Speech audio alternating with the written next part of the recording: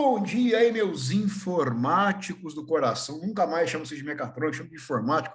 Chamei de mecatrônico de novo, companheiro, povo, aí virtualmente.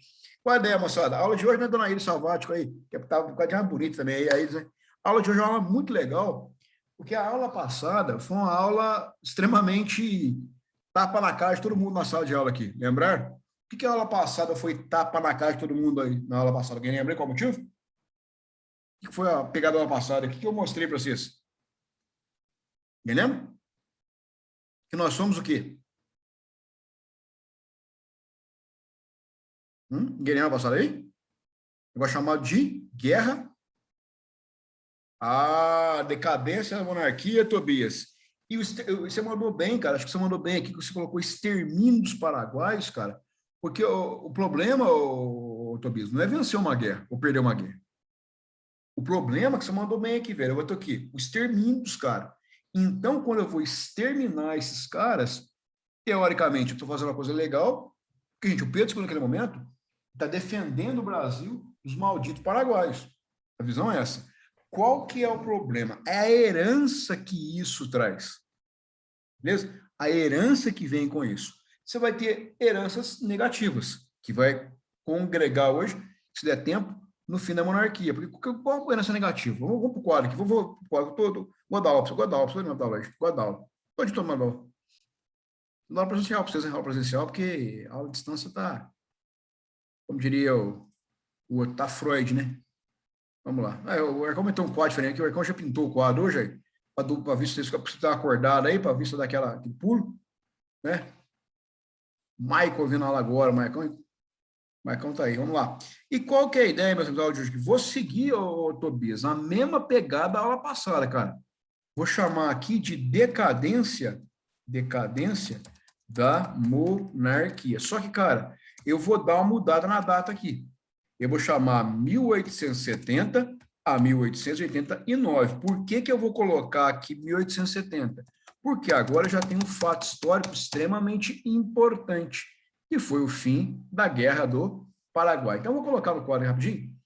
Aqui, ó, a Guerra do Paraguai, vamos ver aqui quais foram, aqui, ó, vou fazer igual eu faria no Cefet, eu já. Vou colocar para vocês, assim, quais foram os legados da Guerra do Paraguai?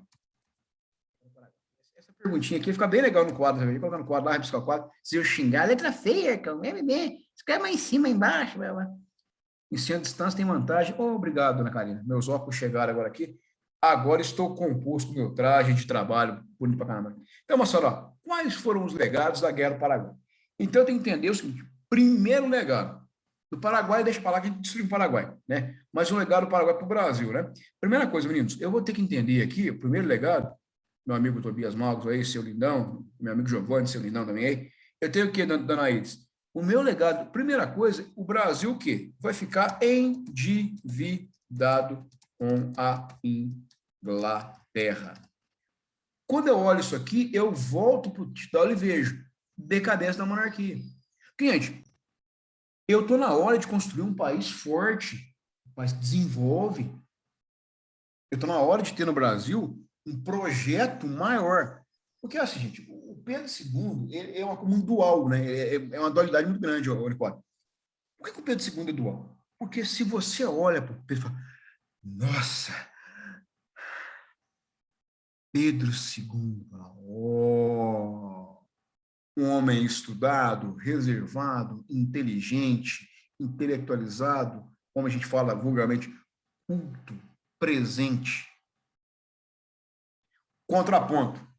Pedro II endividou o Brasil, concentrou renda, excluiu os escravos. Perceberam como o Pedro ele é dual? E aí, Tobias, a gente você olha para o Pedro de um jeito, cara, ou olha do outro, você começa a entender que o Pedro perdeu o bonde da história. Semana passada eu contei a história, vocês não posso contar de novo hoje, minha mulher está perto aqui, não posso contar a história para vocês hoje, né? Mas a ideia é essa mesmo. Alguém lembra da história passada? Alguém lembra? Quem estava na aula passada lembra uma história aí, né? Que vai acontecer com alguns da sala aqui. E o que acontece, meninos? Eu tenho esse problema. Vamos para o segundo legado, que eu acho que é o mais importante desse momento, do ponto de vista político, que é o legado que eu vou chamar aqui, meninos, de fortalecimento cimento do Exército, vai.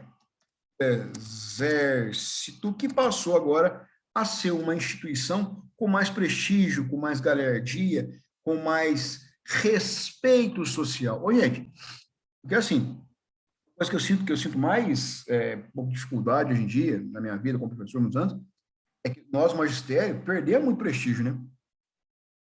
Hoje em dia, ele põe o dedo na sua cara e fala que você é doutrinador, comunista. Não, as coisas vão devagar um pouquinho, né? O Exército não. O Exército é uma instituição que tem força, tem prestígio. E dentro do Exército, Nicole, começam a surgir uma coisa super importante, que foram, né, Tobias?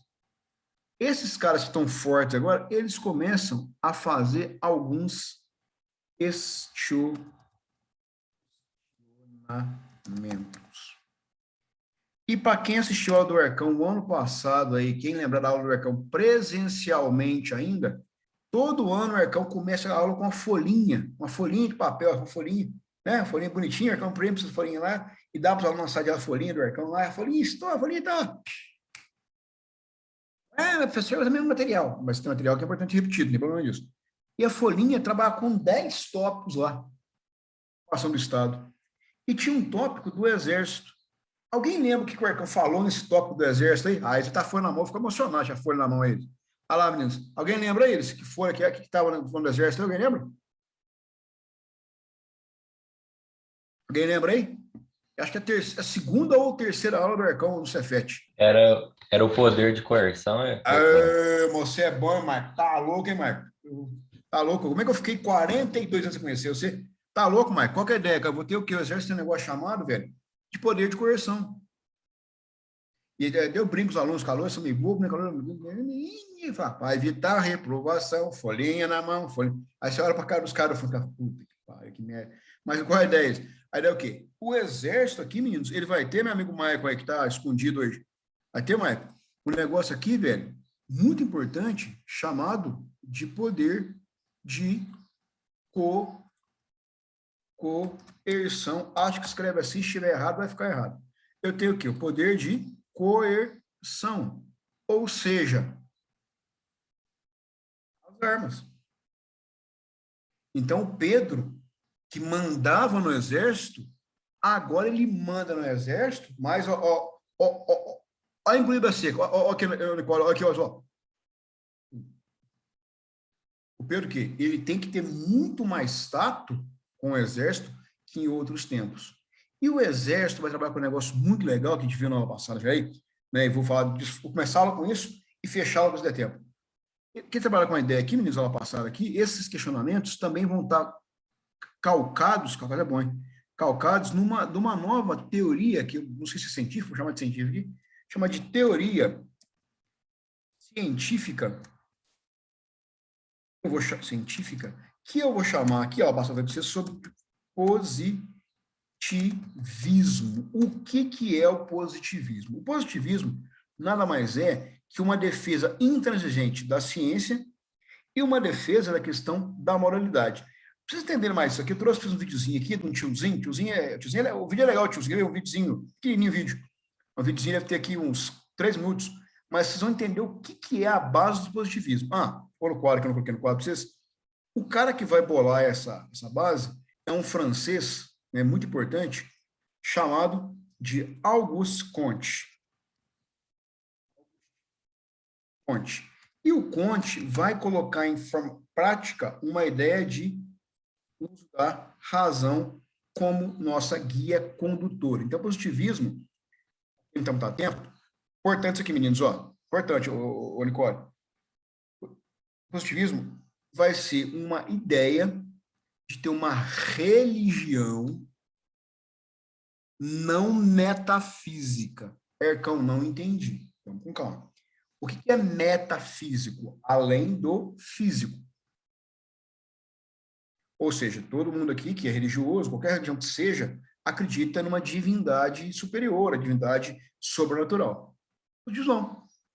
Eles falam, positivismo é uma religião não metafísica, na qual os homens se religam aos homens buscando 3 coisas: o amor, a ordem e o progresso. Vamos ver o tiozinho aqui, o tiozinho que Bom, é legal ver o tiozinho, é legal ver. Se o goiabão permitir, eu verei o vídeo do tiozinho aqui. Cadê o tiozinho aqui? Cadê o vídeo do tiozinho que é importante? Cadê o vídeo? Aê, aqui, achei o vídeo do tiozinho aqui. Vamos lá.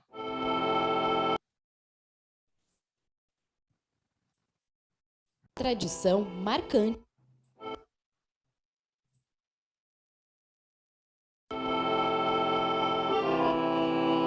Ao som do harmônio, ecoa uma tradição marcante na história do Brasil.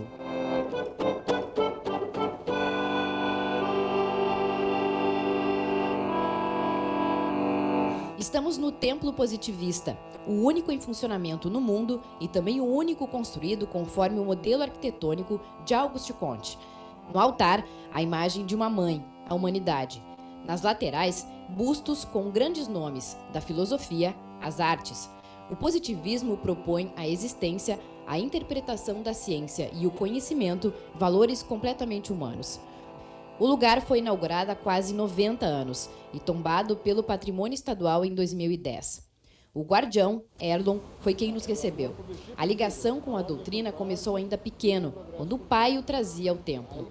Em 2013, o último responsável adoeceu e mais tarde faleceu ou se transformou, como diz a doutrina, deixando um pedido para que Erlon seguisse no posto. Eu comecei como auxiliar do mestre Capelli, Afrânio Pedro Capelli, que sempre temos que lembrar esses grandes homens que ficaram praticamente sozinhos e muito mal compreendidos, muito mal assessorados, sozinhos à frente da instituição por muitos anos, mas sempre mantendo o ideal de mantê-la aberta, não cedendo à especulação imobiliária, não cedendo a interesses de grupos partidários, de grupos de interesses de bairro. Na fachada, palavras conhecidas. O positivismo tem influência marcante na proclamação da República, ou a República que não foi. Assim, Aristides Lobo, ministro do governo provisório de Deodoro da Fonseca, mostrou seu descontentamento com o fato.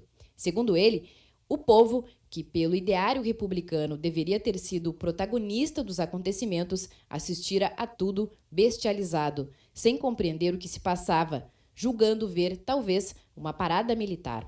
Para entender, é preciso relembrar. No final do século XIX, o Brasil era a única monarquia na América. As instituições atrasadas e fraudulentas. Não é isso mesmo, não. A proclamação Beleza. foi um golpe militar que pouco ou nada mudou no modo de controle social, segundo os historiadores.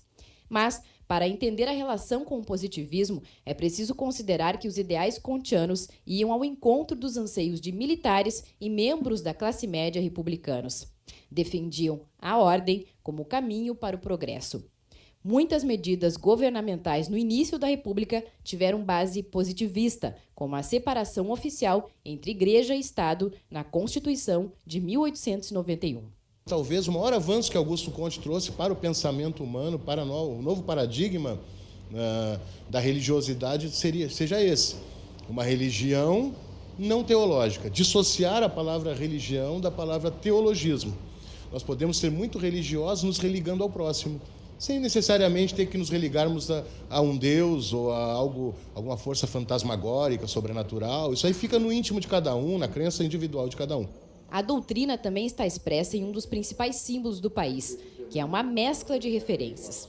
O verde simboliza a Casa de Bragança, da qual fazia parte Dom Pedro I. O losango amarelo, uma homenagem à Casa de Habsburgo, de Dona Maria Leopoldina.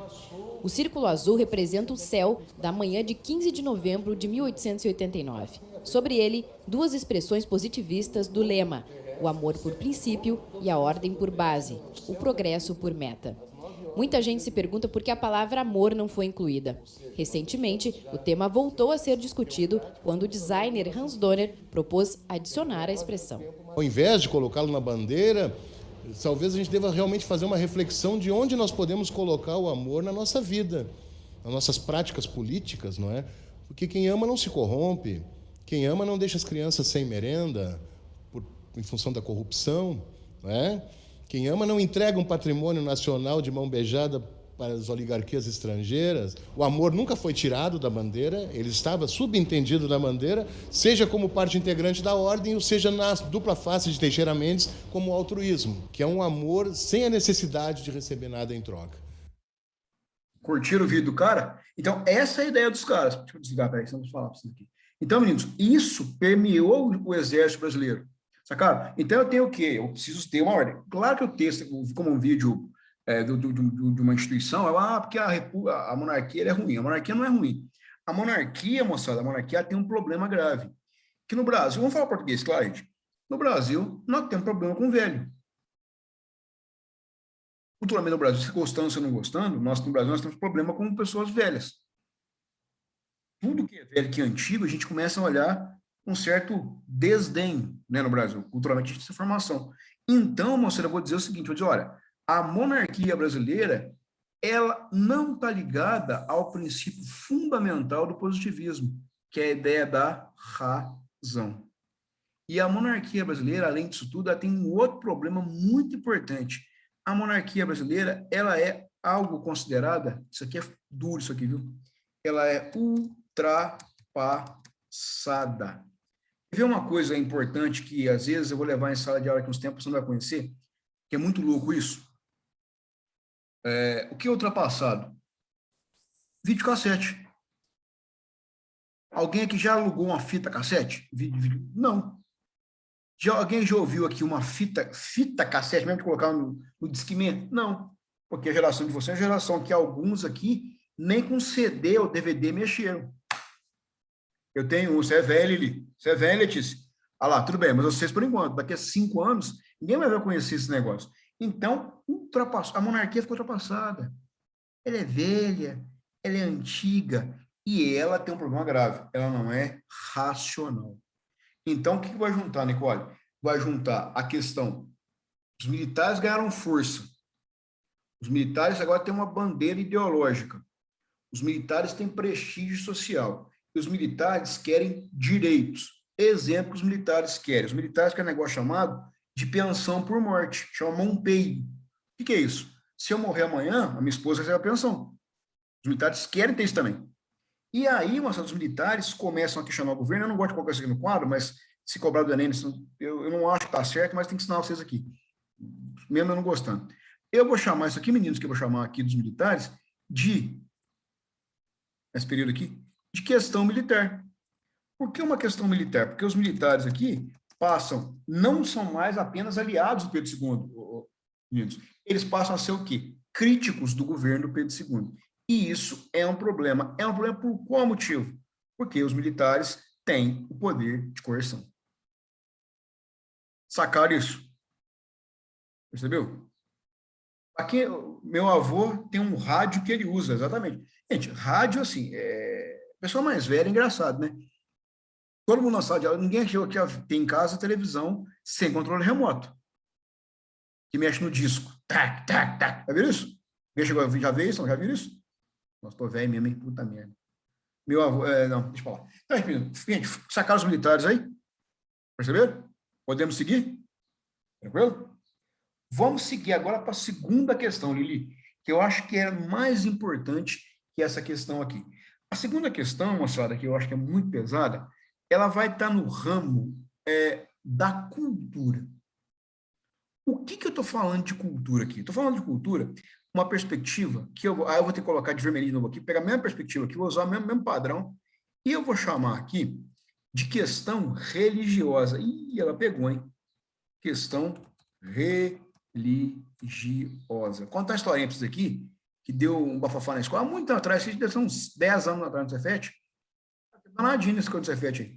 Nós levamos lá no Cefet marcamos o dia de afganidades, né, que é de novembro, e levamos uma moça para explicar o que era a Umbanda.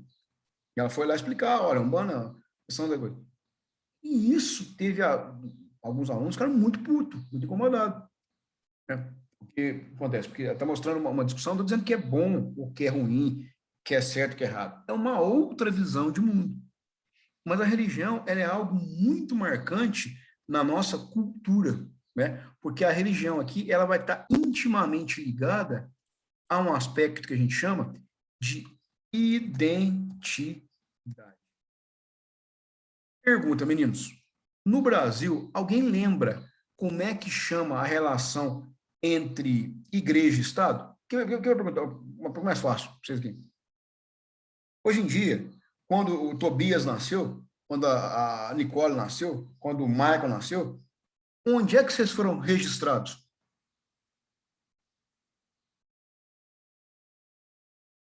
Onde é que vocês registraram? Onde registrou vocês? No cartório, não foi? Cartório, muito bom isso. Parabéns, cartório. Pode passar no cartório. Ô, Iris, e quando você, não sei se você pensa em casar um dia, se você casar um dia, qual o casamento que vale? Casamento que vale, do ponto de vista efetivo. É o casamento. Tá cortando. Casamento no civil. Ou seja, Iris, o casamento que vale é no civil, não no religioso. Que é onde? Também é no cartório. Ô, Tobias, como é que você chama, cara? Qual o teu nome, Tobias? Você lembra teu nome? Qual é o teu nome aí? Qual é o seu nome, Nicole? Qual é o teu nome? Me chama. Qual é o nome? Smalls Bueno Cougo. Errado. Como é que você chama, Nicole? Nicole Mendonça Beto. Errado. Como é que você chama, Michael? Michael Henrique Soares Souza. Errado. O meu nome é 033-156-62657. Que número que é esse? Que número que é esse? CPF. Ah, dona Letícia. Muito bom, Letícia. Então, Tobias Maldo, você não, cara, você não chama Tobias, velho. Tobias é pro, eu te brinco, né? Tobias é pros parça seu, velho. Para chegar, chama-se Tobias. A galera que não te conhece chama você por número, cara. Você é o bicho, o máximo que você é, e todo mundo na sala aqui, nós somos o máximo, você é o quê? Número.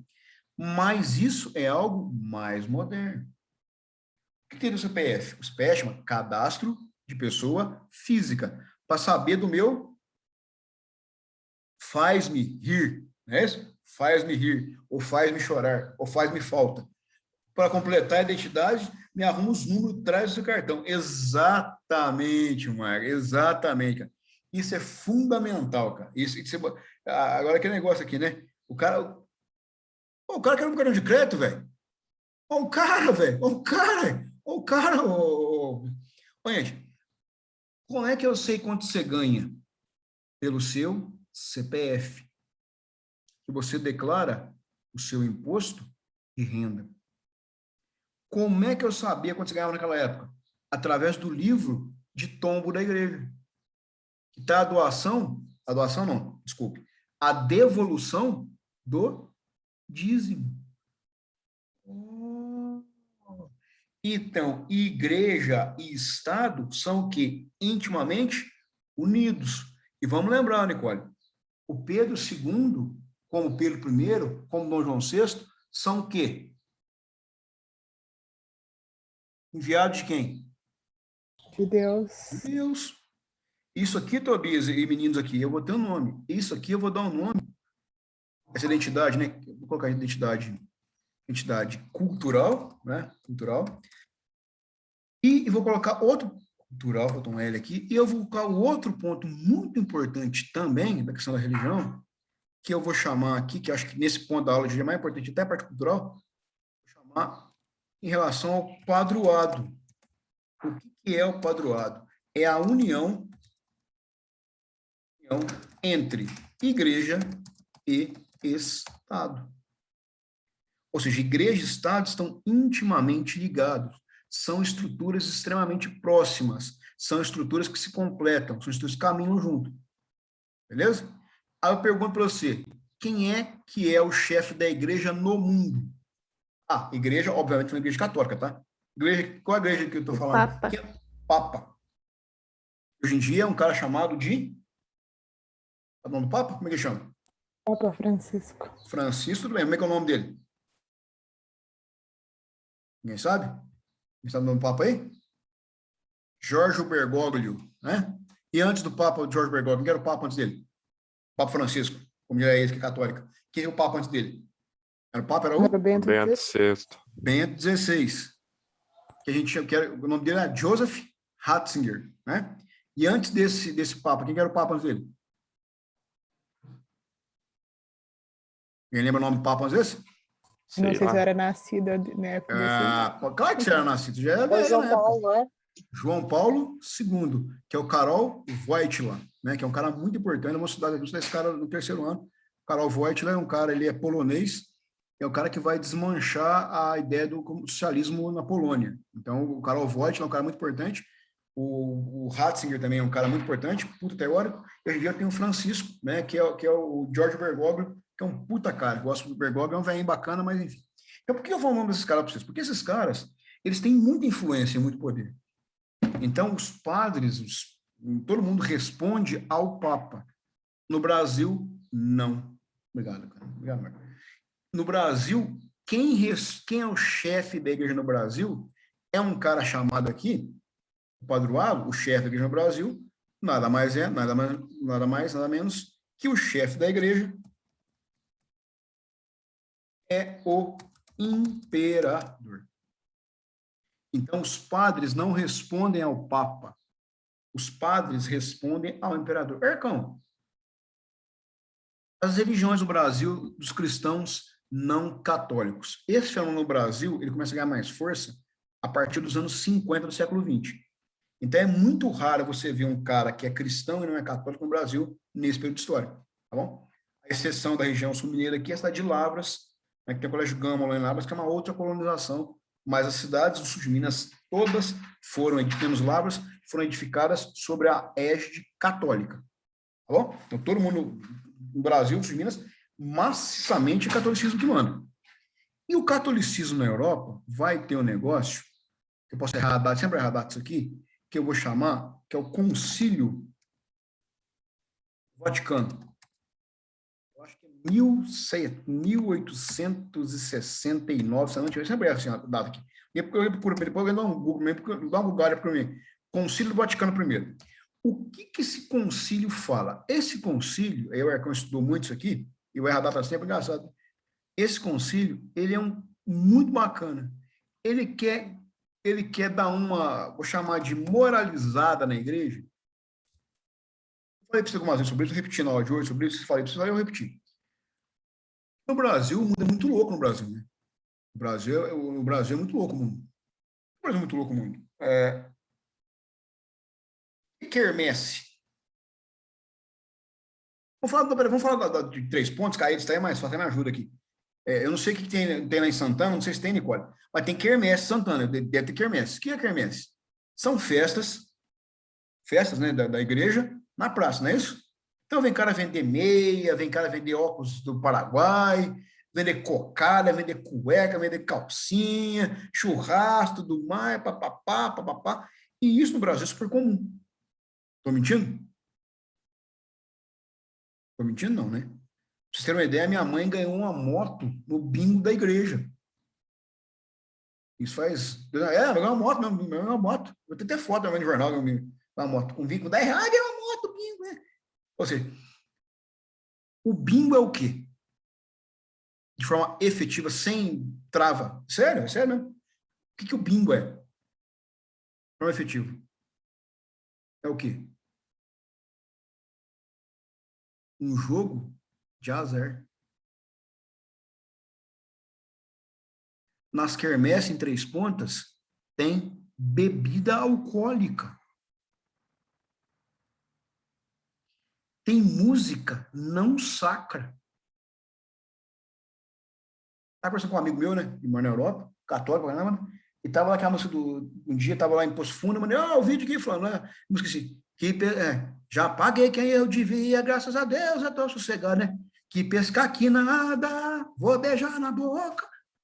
Com uma música de adultério numa festa, não uma festa católica, mas uma festa que ela é permeada, ou ela é autorizada, ou ela é vinculada, como todo mundo você colocar aí, à igreja. O Vaticano enlouquece. O Vaticano enlouquece com isso. Como assim, velho? Como o Brasil? Outra coisa também que o Vaticano enlouquece, que eu gosto muito. Eu falei, você já repetiu, enfim, matéria é boa, vocês não repetem a matéria, é legal. O que eu tinha que ser no Brasil, né? Até as festas da igreja tem, galera desvirtua mesmo. A galera desvirtua, a galera no Brasil. Então, outra coisa no Brasil também. Congada. O que é a congada? Você põe a galera do movimento negro, aí os pretos pulando, batendo tambor.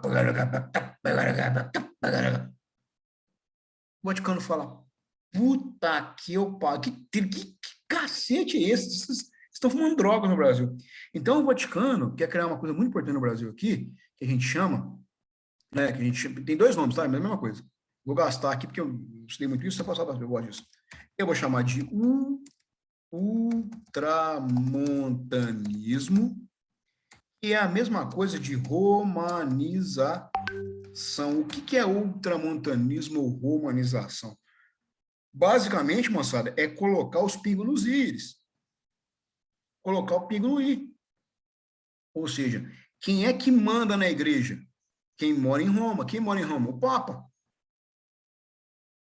Então, devagar com a dor. Devagar com a dor que você anda de barro.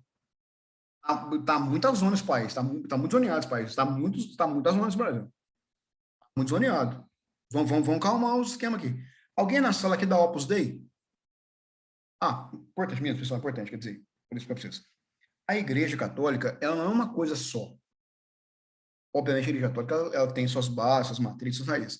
Só que ela vai ter diversas, a gente chama de congregações, ou são linhas de raciocínio. O que eu citei o Papa para vocês? O Papa, o Bento, aliás, o Papa Francisco, qual que é a congregação dele? Sabe? Ele é um? Ninguém sabe?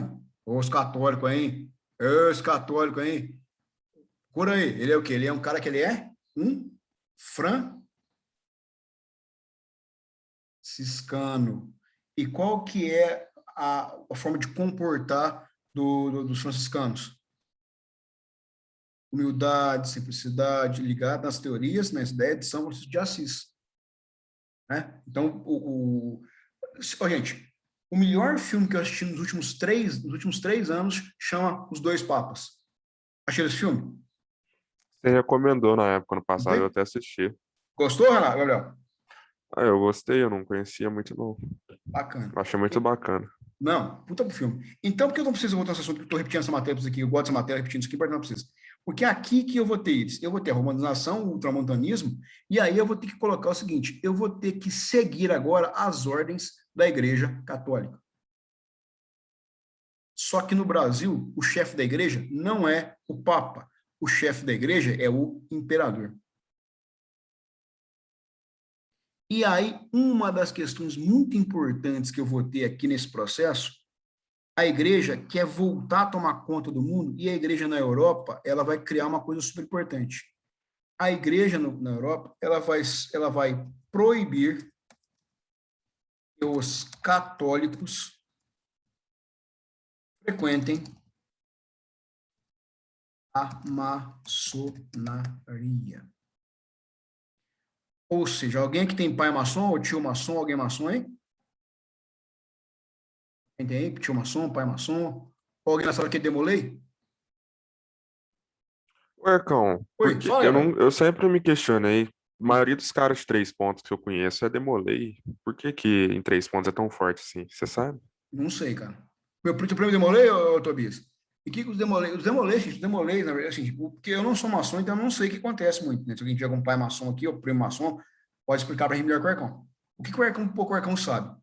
A ideia dos maçons é quase fosse uma ordem de cavaleiros medievais, né? Que são homens de bem, que tentam fazer o bem entre os irmãos e para a comunidade, né? E aí eles são pessoas que se reúnem, estudam uma doutrina lá da maçonaria, que eu não sei o que é, e os demolês são os meninos, eles são educados, aprendem a ser pessoas bacanas, bons líderes, né? Meninos de bem aí, né? Não sei se mais ou menos isso. Não sei se alguém sai demolei, ninguém nem demolei aqui, né? Você vai tinha demolei, não sei por que não tem. Por que é em 3 pontos? Não sei, Gabriel. Boa pergunta. Aí esse pouco de 3 pontos que corresponde para você, eu não sei mesmo, cara. Eu acho, posso estar totalmente equivocado. Enganado, Porque aqui é forte, porque o chefe, entre aspas, que coordena o Demolay, ele é contador. É contador de metade de 3 pontos. Então ele chama todo mundo. Então acaba que todo mundo vai, todo mundo gosta muito dele. Entendi. Então é uma figura exponencial na cidade que vai chamar os jovens, porque assim, o Demolay tem, no caso, o cara tem que ser bom aluno, tem que ser bom filho, tem que ser um cara bacana, tem que ser um menino estudioso. Ele não pode ficar bebendo, moezada, cachaçada, não pode, não tem que ser o cara correto. Teoricamente, assim funciona. Não vamos discutir a vida alheia de quem não está presente, né? Senão vira fofoca. Tem que ser menino. Não, mas também tem as filhas de Jó, Letícia, que é as meninas. Filha de Jó, as Demolei meninas, né? Que chama filha de Jó também. Tem a perspectiva muito parecida com... Penso que é perspectiva diferente das meninas, que eu não sei mesmo, né? Então, a gente fala sobre isso. Bom, esse assunto, porque a maçonaria sempre foi muito forte no Brasil e na Europa. Tá? Tem muitas pessoas, assim, no caso, grandes homens do Brasil, grandes pessoas importantes do Brasil, eram maçons, né? Porque a ideia de crescimento junto e tudo mais. Dentre esses caras que eram maçons, tem um cara que era maçom, que é um cara pouco conhecido no Brasil. Era um cara pouco conhecido no Brasil, que era maçom. Pedro II. Percão, peraí. Você está me dizendo que no Brasil o chefe da Igreja Católica é maçom? Eu estou te dizendo que no Brasil o chefe da Igreja Maçônica, Igreja Católica, é maçom. E eu estou te dizendo que o Papa proibiu a maçonaria. E aí, o que acontece? A pergunta é, quem você obedece? Se obedece o Papa ou obedece o Pedro II? E essa questão da maçonaria na Igreja Católica, pessoal, é uma questão de poder mesmo. Porque a Igreja Católica queria mandar, comandar mesmo, e não aceitava grupos diferentes. Tem que cortar esses caras, cortar esse poder desse pessoal. E deixar apenas elementos católicos, a Igreja comandar a mente das pessoas, não outras instituições. E aí, quem que se obedece? E aí essa discussão começou a permear, começou a chegar no Brasil. E muitos padres e muitos bispos começaram a falar Pedro II. E aí, velho? O que você vai fazer? E o Pedro II, não, porque enfim, e não responde. E aí os caras começaram a criticar o Pedro II publicamente. E quem é católico na sala de aula aqui, uma coisa que eu acho muito legal na Igreja Católica, né, quando eu muito raramente vou à missa, é o sermão do padre. O que é o sermão? Não, é homilia. O que é a homilia do padre? O que o padre fala na homilia? Como diria minha mãe, você não vai na missa, não? O padre, não. O que o padre fala no... Boa, Rafael Tobias. Rafael Tobias, eu gosto de você, cara, só de você, cara. Você é gente boa demais. É uma reflexão. O padre vai ler um evangelho X lá e depois vai fazer uma reflexão, ou como diria, um sermão em cima daquilo. E os caras começaram a ler o sermão em latim, que é a missão em latim antigamente, e começaram a questionar o Pedro II em português.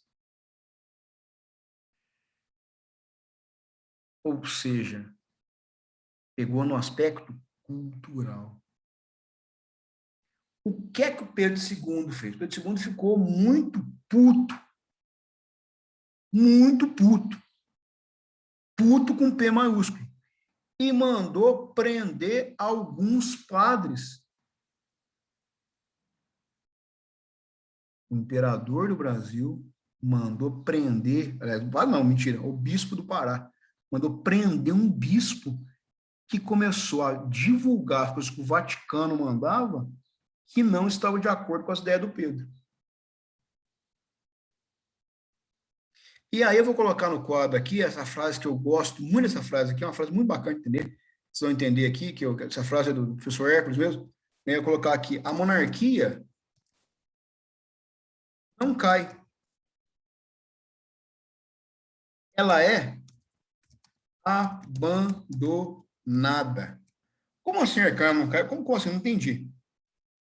Vamos pensar, gente, que a monarquia, o trono, tem 4 pernas, uma cadeira. Uma perna do trono era a questão da elite agrária brasileira. Mas quando Pedro liberta os escravos e não indeniza esses caras, ele perde parte do apoio. Então, a perna da cadeira quebrou. Eu tenho a segunda perna da cadeira. Qual a segunda perna da cadeira? A questão do exército, do poder de coerção. O exército que defende o imperador. O exército acha que o Pedro é velho, é ultrapassado, que não dá voz ativa para os militares, que paga baixos salários, e o exército, ao invés de defender o governo do Pedro, passa a questionar o governo do Pedro. Mais uma perna se vai. A terceira parte da discussão aí. Você vai ter no Brasil uma questão... o Pedro não indenizava ninguém, só alguns. Cara, o problema é assim, o Estado brasileiro é falido, né, cara? Então, exemplo, em relação à Guerra do Paraguai, quase ninguém foi indenizado quando cedeu escravo. Quando a abolição, ninguém é indenizado. Então, cara, você começa a ficar puto com o presidente da República. Mentira. O imperador, né? Terceiro grupo que vai ficando perto depois, que eu acho mais importante. A questão, Rafael, da igreja. O Pedro, ele se desgasta com a igreja. Sabe? Ele desgasta a igreja. Ele briga com o padre, por causa de poder, entendeu? E aí ele perdeu mais uma perna do poder dele. E o último ponto, que é o mais foda, que é o seguinte, o Pedro II, ele não sei se ele não tem filho, mas a filha mais velha dele é mulher. E na aula passada, vocês viram quem que era o genro dele, que era o Conde Dieu. O Conde Dieu era um cara francês, mala pra cacete, chato, arrogante, enfim. Quando o Pedro II bater que a Sulita morrer, quem é que assume o trono? Um francês. Então, moçada, a monarquia não caiu. Ela foi perdendo as forças. Ô, Ercão, Vai, Gabriel. mas você não acha que essa queda da monarquia não tem nenhuma correlação com a abolição da escravatura, não? Você não acha que a escravidão é uma das raízes da monarquia brasileira? Sim, cara, com certeza. Vou dar para você aqui, cara, porque a abolição, foi até com o Rafael Torres lá passar, a abolição no Brasil vai acontecer. A abolição acontece no Brasil, isso é nítido. A questão era como fazer isso. No Brasil, ela foi lenta, gradativa e segura. No final da escravidão, no Brasil, se eu vou chutar um valor aqui, o livro vai diferente, mas eu vou chutar esse valor aqui. Você tem 1 milhão de escravos no Brasil. Vou chamar de só, mas é muita gente. Cara, isso, quando você liberta esses caras, velho, e não indeniza ninguém, você ferra, você destrói a economia do país. Você vai quebrar uma galera. Então, e a abolição, cara, eu não estou dizendo abolição do ponto de vista humanístico, não estou dizendo isso, estou dizendo do ponto de vista financeiro. Então, o Pedro, cara, ele vai desmoronando o governo do Pedro. E aí, deixa eu pôr agora aqui de novo, que é muito pesado isso aqui, né? Que é uma coisa muito complicada. Pagar o quadro, passar o quadro, depois eu ponho para vocês aqui, printou e dona Elis. Essa printadeira oficial aí. É claro, espera. Gosto de você é tão legal? Pode ser. Você gosta de mim? Eu gosto de você. Oi? Me falou? Isso é em que data, mais ou menos? Se for um pouco mais cara, exato. Vou colocar agora aqui no quadro, cara. Você vai ter aqui então, velho. Vou colocar agora para você aqui. Eu tô falando aqui, ó, Rafael, 1880 em diante. Você começa a ter esses problemas no Brasil aí. E aí você vai ter o seguinte, você vai ter agora, moçada, uma união, uma aliança anti-monárquica. Entre quem? Entre 3 grupos importantes. Uma aliança, basicamente, de um grupo que vende a ideia, aliança do grupo que tem poder econômico e aliança do grupo que tem poder de coerção. Então, quem que vai se aliar contra o monarca? Você vai ter aqui, de um lado, a igreja, de outro lado, eu vou chamar de cafeicultores, e de outro eu vou chamar de militares. Então, vai ter esses 3 grupos, ficou feio, cafeicultores, calores mesmo, esses 3 grupos vão se unificar e vão ver o seguinte, olha, nós não precisamos mais da monarquia. A palavrinha que eu vou colocar aqui, da monarquia. Oi? E o povão ficou para que lado? Vou falar agora sobre isso. Esgotada. A monarquia, ela ficou esgotada. Eu vou te responder. Quem perguntou? Foi você, Nicole? Perguntou? Comentou. Ô, Nicole, eu vou te responder com uma pergunta. O que mudou na sua vida, ou na vida de todo mundo, quando o Brasil se tornou independente de Portugal?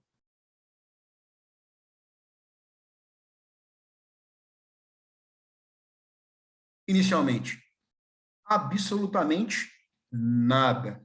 Eu vou te mostrar a capa de um livro aqui, que o cara falou na entrevista, e vocês não tem que ficar atentos com esses detalhezinhos, que eu vou chamar aqui do livro do Zé Murilo de Carvalho, que eu gosto muito dele, que é um livro que eu gostei, os livros 4 já, Zé Murilo de Carvalho, o livro que chama, vou colocar, quer ver? Pergunta. É a capa do livro? Aqui, ó. Deixa eu achar para vocês aqui. Esse livro aqui é um livro muito bom, eu gosto muito. Xanadinho leu esse livro já. Se não leu, vai ter que ler. Olha lá, esse livro aqui, meninos, vou mostrar a capa para esse livro aqui. Olha o nome do livro. Responda, Nicole, respondendo para você aqui. Qual é o nome do livro? Os Bestializados. O Rio de Janeiro é a República que não foi. As pessoas, porque o golpe não é um golpe popular, não é uma discussão popular. As pessoas no Brasil não estão afeitas às discussões que são os cafés do Rio de Janeiro. Acontece na cúpula do Exército. As pessoas no Brasil, elas têm o Pedro como um imperador legal. Mas quem derruba o Pedro não é o povo, é a elite. Por isso que quando os caras saem do quartel e vão depois eu falo, Pedro, vaza, depois, sentido mesmo, Pedro vaza de forma efetiva, o cara fala, olha, o povo ficou besta. Não sabia o que estava acontecendo. E aí, Fael, você me perguntou, cara, a ideia aqui de quando foi isso? Exato, quem ditou aqui embaixo. Exatamente, Rafael Tobias. Inicialmente, Rafael Tobias, não mudou nada. Então, eu vou chamar isso aqui. Isso aqui, ó, esgotado, isso aqui, então, ó, foi um golpe da elite brasileira. Isso, Fábio, você perguntou, cara, vai acontecer no dia 15 de novembro de 1889. E quem é que vai assumir o poder? Vão assumir o poder os militares. Por que são os militares inicialmente e não são os cafeicultores inicialmente? Porque eu preciso, cara, que é muito legal, a história é muito legal, esses caras, teoricamente, eles são os guardiões de duas coisas importantes. Esses caras são os guardiões da ordem, e somente com a ordem eu vou conseguir gerar o progresso. E aí eu dou um golpe de Estado e convido o Pedro II a sair do país. Beleza? Detalhe, Deodoro da Fonseca, prenda eles, por favor, eles. Deodoro da Fonseca era amigo pessoal do Pedro II. Jogava xadrez com o Pedro II.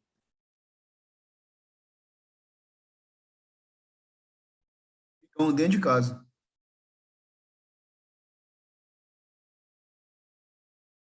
E aí o Pedro II, eu contei isso, preciso do começo dessa matéria, e vou terminar falando dessa matéria também. O Pedro II vai embora do Brasil. Lembra que ele leva do Brasil? Falei para vocês, começo desse período aí, discussão de história, alguém lembra? Oi, ninguém lembra, que foi tão bonitinho, foi preciso. Fiquei até emocionado o dia aí. Terra. Oi, Nicole. Levou terra. Balde de terra.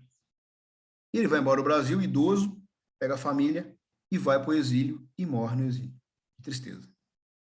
Então, gente, vocês viram, gente, é aquela coisa, né? E o Pedro, o legal é o seguinte, uma pergunta que ninguém me fez aqui, poderia fazer. Ele tinha como tentar reagir e defender o trono dele? Sim. Ele tinha grupos leais aí dentro do exército? Sim. Mas ele podia fazer o quê? Ele não queria ter uma guerra civil no Brasil. Então, ele entendeu que ele deu a sua contribuição. Gente, realmente, o Pedro II, agora vamos que a gente enaltece o cara de um tanto na aula, depois detona o cara embaixo. Mas é assim funciona a história. Então, dizer, o Pedro é um cara que conseguiu edificar o Estado brasileiro, modernizar o Brasil, criar uma estrutura de Estado, criar estrutura ferroviária, estrutura de energia elétrica, estrutura postal, estrutura bancária. O cara conseguiu criar no Brasil isso. Só que o Pedro, ele foi, é linda essa expressão, ele foi carcomido pelos anos. que é carcomido pelos anos? Ele se desgastou. Entende? E aí você percebe uma coisa que vocês vão perceber daqui a uns tempos, que é meu caso, eu sou de Poço Fundo, né? E quando eu volto a Poço Fundo, eu fico cada dia mais assustado, porque eu vejo a minha cidade menor. Não é que a cidade ficou menor, é que meus olhos cresceram muito. E o Pedro é isso. Pedro, o tempo dele passou. Percebe isso? Por mais que ele tenha feito, o tempo dele passou. E aí ele vai ser convidado a deixar o país. E a última coisa do quadro aqui, isso que eu não ia colocar para você, perdão, tem que colocar aqui. Eu vou colocar aqui os militares, esses caras aqui. Ah, não coloco, não acho que não. Pessoal, só põe para mim, alguém anota algum canto aí do caderno para mim aí, pra gente começar a passar por isso. Eu vou precisar criar uma palavrinha aqui, vou chamar no chat aqui, vou chamar de aparelhamento. Palavrinha que é a palavrinha aqui, ó, no chat. Aparelhamento do Estado brasileiro. Então, vamos trabalhar isso aí nas próximas aulas. Eu vou dar um tempo de Brasil agora. A aula que vem é uma aula pesada pra cacete, uma aula muito pesada, chamada de imperialismo, mas aí depois eu derrubei o Pedro hoje. Percão, pode fazer um... claro, Rafael, fica à vontade, cara. Ô, Ercos, eu tô lendo um livro do Machado de Assis, chama Bons Dias. Já viu? Não li. Bom? Não, é de crônica que ele vai escrever, que ele escreveu no jornal. E é de 1988, e todo dia ele escreve alguma coisa.